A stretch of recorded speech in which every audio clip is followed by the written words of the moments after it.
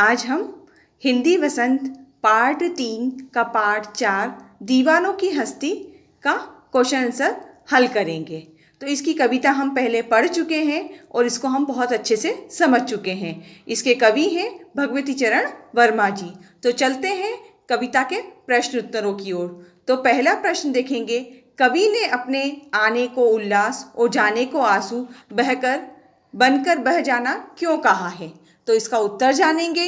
कवि अपने आने को उल्लास कहता है क्योंकि किसी भी नई जगह पर आने से उसे खुशी मिलती है तथा उस स्थान को छोड़कर जाते समय दुख होता है और इसीलिए आंखों से आंसू निकल जाते हैं।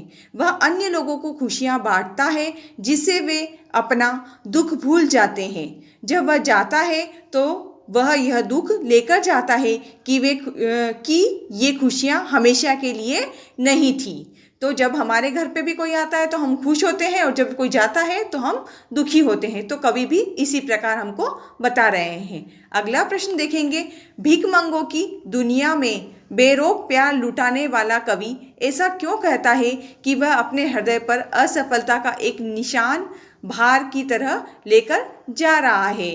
क्या वह निशान निराश है या प्रसन्न है। तो हम इसका उत्तर देखते हैं। यहाँ भिखमंगों की दुनिया से कवि का आशय है कि यह दुनिया केवल लेना जानती है, देना नहीं। कवि ने भी इस दुनिया को प्यार दिया पर इसके बदले में उसे वह प्यार नहीं मिला जिसकी वह आशा करता है। कवि के लिए यह उसकी असफलता है, इसीलिए वह अपने हृदय पर असफलता का एक निराश भार की तरह लेकर जा रहा है। अतः कवि निराश है। वह समझता है कि प्यार और खुशियां लोगों के जीवन में भरने में वह असफल रहा है। कवि का तात्पर्य यह है कि आजकल की दुनिया में लोग आपस में प्रेम भाव उनका खत्म हो गया है, भाईचारा उनका खत्म हो गया है। तो कवि हमको इस उत्तर के माध्यम से यह समझाना चाहते हैं। अगला प्रश्न देखेंगे, कविता में ऐसी कौन सी बात है जो आपको सबसे अच्छी लगी। तो कविता में सबसे अच्छी बात कवि का जीवन को जीने का नज़रिया है। वह हर परिस्थिति में खुश रहना चाहता है और सबको प्यार देकर खुश रखना चाहता है। ऐसा व्यक्ति विषम परिस्थितियों में भी खुश रहना जानता है। विषम परिस्थितियां मतलब विपरीत परिस्थितियां। जब हमारी परिस्थितियां विपरीत हो जाती तो बहुत कम लोग उसमें खुश रह पाते हैं, लेकिन इस कविता के माध्यम से कवि ने हमको यह संदेश दिया है। अगला प्रश्न देखेंगे कविता से आगे में, जीवन में मस्ती होनी चाहिए लेकिन कब मस्ती हानिकारक हो सकती है। सहपाठियों के बीच चर्चा कीजिए। इसका उत्तर देखेंगे।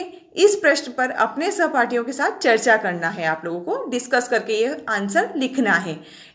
और आगे लिख सकते हैं हम, अगर मस्ती से हमको और दूसरों को कुछ भी थोड़ा बहुत फायदा हो रहा है, कुछ अच्छा मिल रहा है तो मस्ती होनी चाहिए। परंतु जब मस्ती से केवल नुकसान है तो मस्ती हानिकारक है, अपने लिए भी और दूसरों के लिए भी। तो मस्ती हमको बहुत सोच समझ के करना है, ठीक है। अगला प्रश्न देखेंगे भाषा की बात से। संतुष्टि के लिए कवि ने छजकर, जी भरकर और खुलकर जैसे शब्दों का प्रयोग किया है। इसी भाव को व्यक्त करने वाले कुछ और शब्द सोचकर लिखिए, जैसे हंसकर, गाकर, प्यार लुटाकर, मुस्कुराकर, देकर, मस्त होकर और सराबोर होकर। आप अपने मन से भी और प्रश्न लिख सकते हैं इसके